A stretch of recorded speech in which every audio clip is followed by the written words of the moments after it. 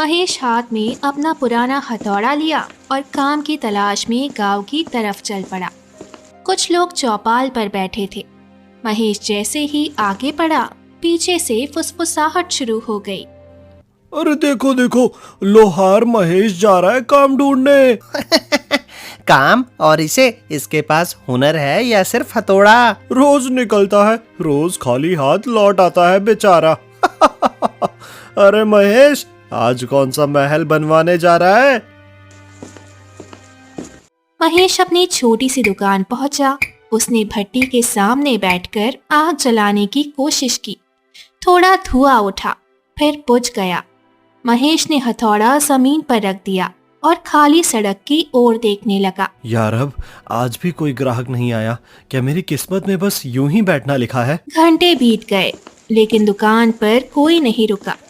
तभी दूर से महेश की पत्नी सरोज भागती हुई आती दिखाई दी। अजी अजी, सुनते हो? जल्दी घर चलो। क्या हुआ सरोज, ऐसे क्यों दौड़ रही हो? माँ बेहोश हो गई है जी। सुबह से कुछ खाया नहीं था उन्होंने, कमजोरी से जमीन पर गिर पड़ी। क्या माँ बेहोश? चलो जल्दी चलो घर। दोनों तेजी से घर की ओर जाते हैं। घर पहुंचते ही महेश ने देखा उसकी बूढ़ी माँ जमीन पर लेटी थी। चेहरा पीला पड़ चुका था। माँ, आंखें खोलो माँ। सरोज रोते हुए महेश से कहती है, महेश, कल से घर में चूल्हा नहीं जला। मैं तो भूखी रह सकती हूँ, लेकिन माँ ने कल भी कुछ नहीं खाया। इस उम्र में इनकी तबीयत और खराब होती है। महेश माँ के पास बैठ गया। उसकी आंखों में आंसू आ गए। सब मेरी गलती है माँ, मैं बेटे का फर्ज पूरा नहीं कर पाया। मेरी वजह से आपकी ये हालत है। उस रात महेश को नींद नहीं आई। माँ की बेहोशी, पत्नी के आंसू, सब उसके मन में घूमता रहा।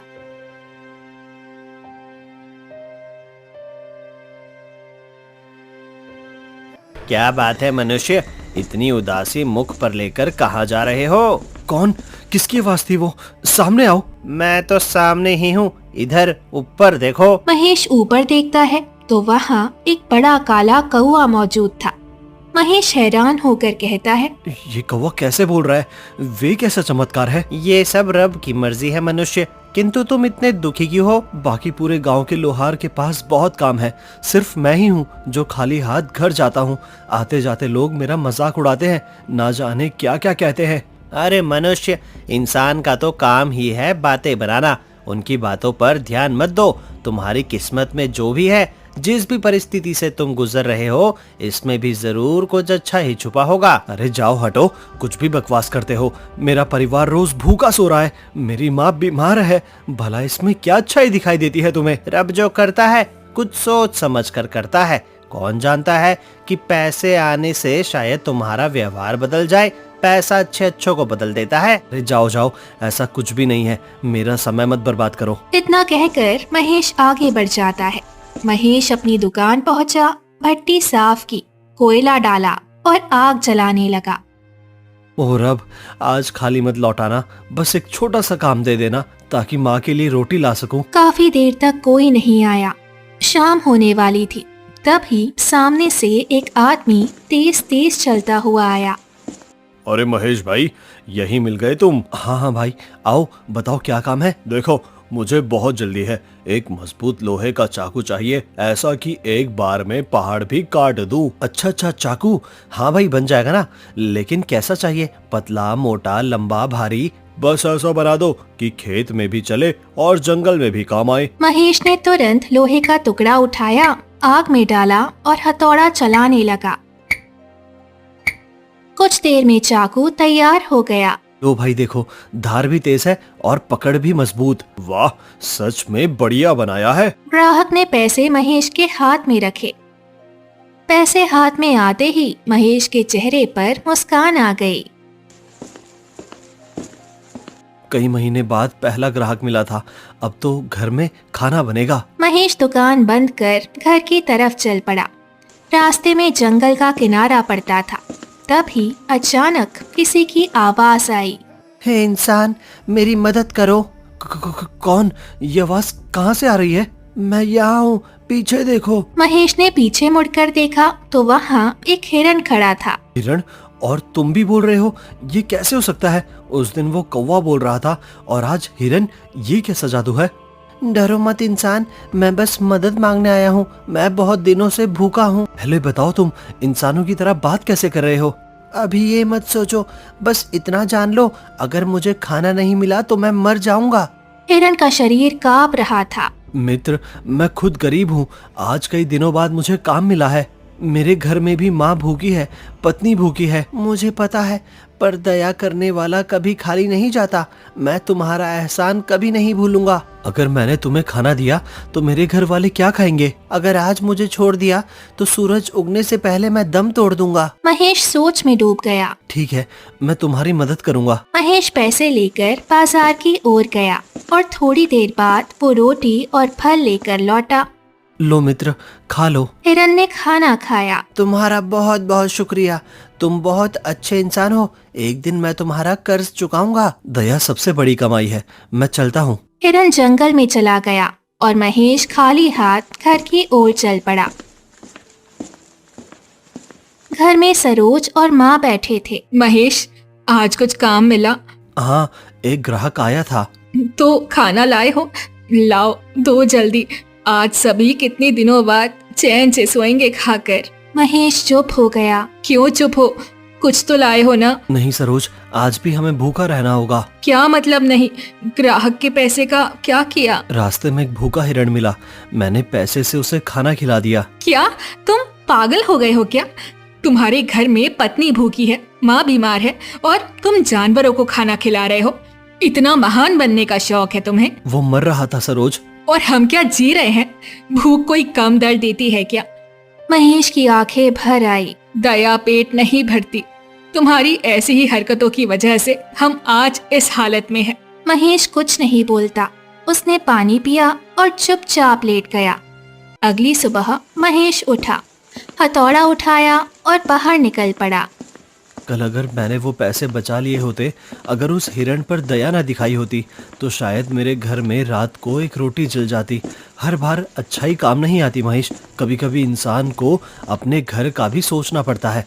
मेरी माँ भूखी सोई, सरोज की आंखों में आंसू थे और मैं जानवर पर दया करता फिर रहा था। क्या यही मेरी किस्मत है? सोचते सोचते महेश बाजार पहुंच गया, लेकिन कोई ग्राहक नहीं आया। शाम होने लगी। आज भी कोई नहीं आया। अरे ऊपर वाले, किस पाप की सजा काट रहा हूँ मैं? महेश की आंखों से आंसू टपकने लगे। तभी झाड़ियों में हलचल हुई और वही हिरण बाहर निकला। महेश, महेश चौंक गया। तुम फिर आ गए? तुम रो क्यों रहे हो महेश? आखिर क्या बात है?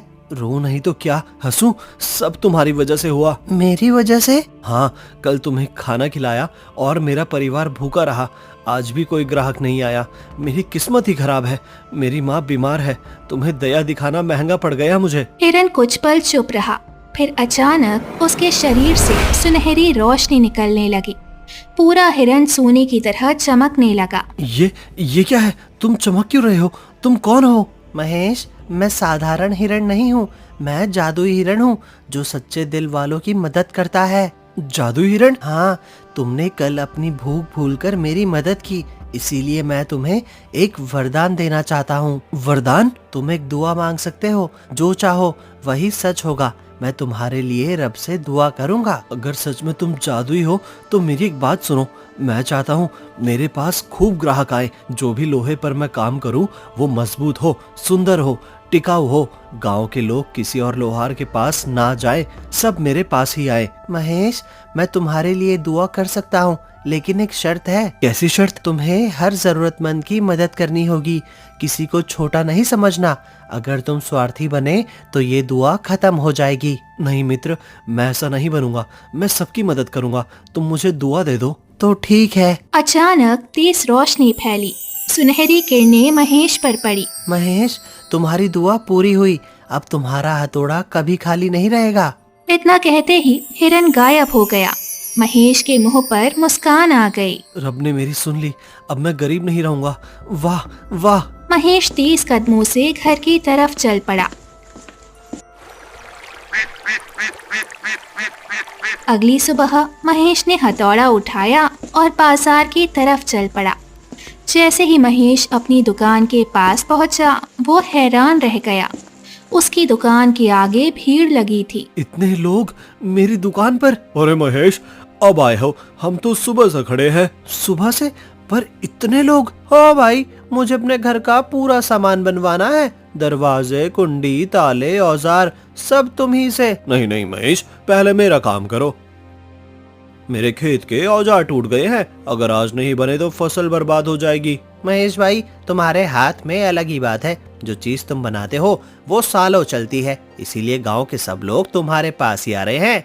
एक के बाद एक आवाजें आने लगी। अरे अरे भाइयों, सबका काम होगा, थोड़ा सब्र रखो, एक एक करके सबका नंबर आएगा, मैं किसी को खाली नहीं लौटाऊंगा। उस दिन महेश का हथौड़ा रुका ही नहीं। ग्राहक भी एक के बाद एक आते जा रहे थे। जिस चीज पर महेश हाथ रखता वो मजबूत और सुंदर बन जाती। शाम को दुकान बंद करके महेश ने पैसे गिने। इतने सारे पैसे, वाह वाह, उस जादुई हिरन की बात तो सच निकली। आज तो दावत होगी, दावत। उस दिन के बाद से महेश की दुकान अब छोटी नहीं रही। धीरे धीरे उसके पास पैसों का ढेर लग गया। उसने बड़ा कारखाना बनवा लिया, नई भट्टियां लगी, नए औजार आए। कच्ची झोपड़ी की जगह पक्का मकान बन गया। घर में नौकर चाकर आ गए। महेश अब रामगढ़ का सबसे बड़ा और अमीर लोहार बन चुका था। लेकिन वहीं बाकी लोहारों की दुकान बंद होने की कगार पर आ गई थी। गांव के दूसरे लोहारों के पास कोई ग्राहक नहीं आता। एक शाम एक बूढ़ा लोहार खाली हाथ घर लौटा। उसकी पत्नी दरवाजे पर खड़ी थी। अजी, सुनते हो क्या? आज भी कोई काम नहीं मिला क्या? बच्चे भूखे हैं 2 दिन से। नहीं भाग्यवान, आज भी कोई नहीं आया। पता नहीं ऐसा क्या हो गया अचानक। सब लोग महेश के पास ही क्यों जाते हैं? पहले तो उसके पास एक भी ग्राहक नहीं जाता था। पता नहीं भाग्यवान, अब तो जैसे अचानक सबकी आंखें उसी पर टिक गई हो। हम बैठे रहते हैं पर कोई पूछता तक नहीं। अजी, तो आप महेश से मदद क्यों नहीं मांगते? वो जरूर कुछ मदद कर देगा। अब वो बड़ा आदमी हो गया है, हम जैसे छोटे लोहारों की पीड़ा क्या समझेगा। लोहार की पीड़ा लोहार ही समझता है। एक समय वो भी तो इसी परेशानी से गुजर रहा था। भूखे रहने से अच्छा है एक बार जाकर बात कर लो। हाँ, शायद तुम ठीक कह रही हो, किंतु अकेला जाऊंगा तो शर्म लगेगी। दूसरे लोहारों से भी बात करता हूँ। वो बाकी लोहारों के पास पहुंचा। सब भट्टियों के पास उदास बैठे थे। भाइयों, कब तक ऐसे बैठेंगे? जब तक भूख हमें मार ना दे काका। एक भी ग्राहक नहीं आया है कई दिनों से। पहले हमारे यहाँ लाइन लगती थी, अब मक्खी भी नहीं बैठती। ना जाने किसकी नजर लग गई। और उस महेश को देखो जरा, ग्राहक आते नहीं थकते। सब लोग महेश के पास जा रहे हैं, हमें भी उससे बात करनी चाहिए। भला वो क्यों हमारी मदद करेगा? हाँ, वो भी कभी हमारी तरह ही था। अगर लोहार की मदद नहीं करेगा तो कौन करेगा? हाँ हाँ, सही कहते हो। अब तो महेश ही हमारी आखिरी उम्मीद है। उधर दूसरी ओर महेश का व्यवहार बदल चुका था। अचानक मिली दौलत ने उसे बदल दिया था। सभी लोहार उसके बड़े मकान के सामने खड़े हो गए। एक नौकर बाहर खड़ा था। अरे अंदर कहाँ घुस रहे हो? क्या काम है? हम महेश से मिलने आए हैं। वो कहाँ है? मालिक ऐसे ही सबसे नहीं मिलते। बताओ क्या काम है? हम सब लोहार हैं। अरे हम महेश के पुराने साथी हैं, उसे बुला कर लाओ। अच्छा, यहीं रुको, मैं साहब से पूछ कर आता हूँ, तुम लोगों से मिलेंगे या नहीं। नौकर अंदर गया और महेश को खबर दी। खबर सुनकर महेश बोला, अब ये गरीब लोहार मेरे पास क्यों आए हैं? उफ, एक पल का चैन नहीं है। अरे तुम लोग यहाँ कैसे? क्या किसी ने रास्ता भुला दिया क्या? महेश, हम सब तुमसे मिलने आए हैं, हमें कुछ बात करनी है। मुझसे?